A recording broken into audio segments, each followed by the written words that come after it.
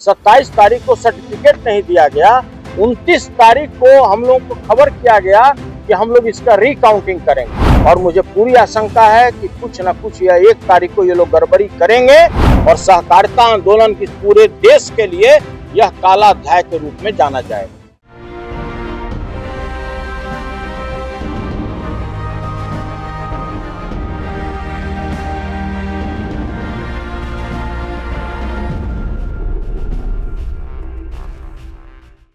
बिस्कोमान में 2 गुटों में मारपीट के बाद किसी तरह से चुनाव के नतीजे सामने आए थे, लेकिन अब केंद्रीय सहकारिता प्राधिकार ने एक बार फिर से मतगणना का आदेश दे दिया है। इसके बाद जीते हुए उम्मीदवारों में तो खलबली मच गई है, वहीं हारने वालों के चेहरे पर मुस्कान और उम्मीद छलक उठी। वहीं एक बार फिर से होने वाली मतगणना को लेकर सुनील सिंह का पारा हाई हो गया है। सुनील सिंह ने नीतीश कुमार पर बड़ा आरोप मढ़ दिया है। आपको बता दें, राजद के पूर्व एमएलसी और बिस्कोमान के पूर्व अध्यक्ष सुनील सिंह ने इसे एक बड़ी साजिश करार दिया है। उन्होंने गुरुवार को मुख्यमंत्री नीतीश कुमार के नेतृत्व वाली सरकार पर कई गंभीर आरोप लगाते हुए कहा कि पुनर्मतगणना के नाम पर बड़ी गड़बड़ी की संभावना है।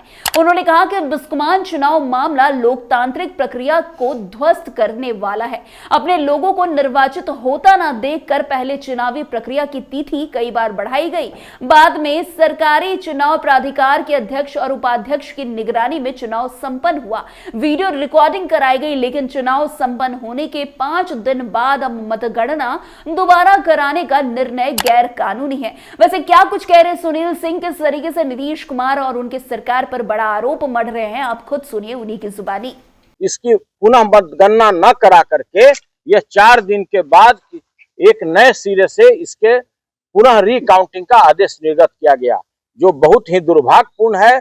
और ऐसा प्रजातांत्रिक मूल्यों का गला घोटने वाले जितने भी लोग हैं, सभी लोग एक शरीक हैं इसमें, चाहे केंद्र सरकार हो या राज्य सरकार हो, और यह काफी दुर्भाग्यपूर्ण घटना है।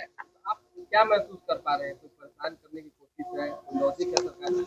देखिए, इससे भी बड़ा कोई उदाहरण नहीं हो सकता है। मैंने पहले भी कहा कि देश के लिए पहला घटना होगा कि जिस दिन काउंटिंग हो गया उसके बाद उसी दिन उसको रात को सर्टिफिकेट देना था।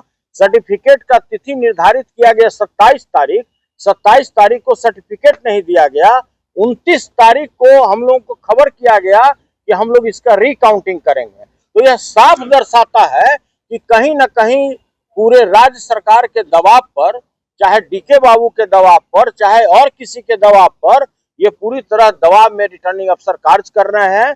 और मुझे पूरी आशंका है कि कुछ न कुछ या 1 तारीख को ये लोग गड़बड़ी करेंगे और किसी को हराने जिताने का काम करेंगे, उसके संख्या को पुराने का काम करेंगे कि किसी तरह उसका इतना संख्या हो जाए कि उसके अध्यक्ष और उपाध्यक्ष हो जाए, जो यह काफी दुर्भाग्यपूर्ण है। और सहकारिता आंदोलन की पूरे देश के लिए यह काला अध्याय के रूप में जाना जाएगा। आपने सुना सुनील सिंह को, उनका साफ कहना है कि पुनर्मतगणना का आदेश संविधान की हत्या है।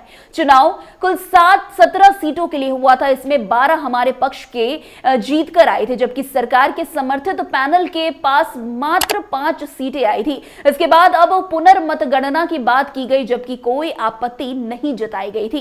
खैर, आपको बता दें कि 24 जनवरी को बिस्कोमान मंडल के चुनाव के बाद विजयी उम्मीदवार को सर्टिफिकेट मिलने की तैयारी चल रही थी।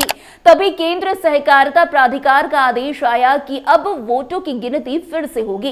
दरअसल चुनाव के बाद प्राधिकार के पास शिकायत पहुंची कि वोटों की गिनती में गड़बड़ी हुई है। शिकायतकर्ताओं ने आरोप लगाया कि निदेशक पद के दावेदार मनोज कुमार यादव 1 वोट से हार गए हैं और 1 वोट से रमेश चौबे जीत गए। झारखंड की कमला तिरिया 2 वोट से हार गई हैं। वैसे शिकायतकर्ताओं की संतुष्टि के लिए प्राधिकार ने फिर से वोटों की गिनती करवाने का बड़ा आदेश जारी कर दिया है।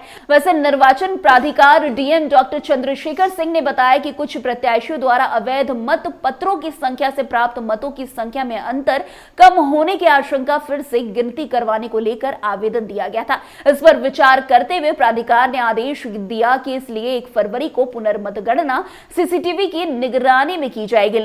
लेकिन जिस तरीके से एक बार फिर से मतगणना कराने की बात कही जा रही है, उसके बाद सुनील सिंह का पारा जो है वो हाई हो गया है। उन्होंने तो साफ साफ कह दिया है कि ये लोकतंत्र की हत्या जैसा जो है नियम बना दिया गया है बिहार में। फिलहाल आज की खबर में बस इतना ही। अन्य खबरों में हमारे साथ ऐसे आगे बने रहे और देखते रहे। तब तक के लिए कैपिटल टीवी बिहार। धन्यवाद।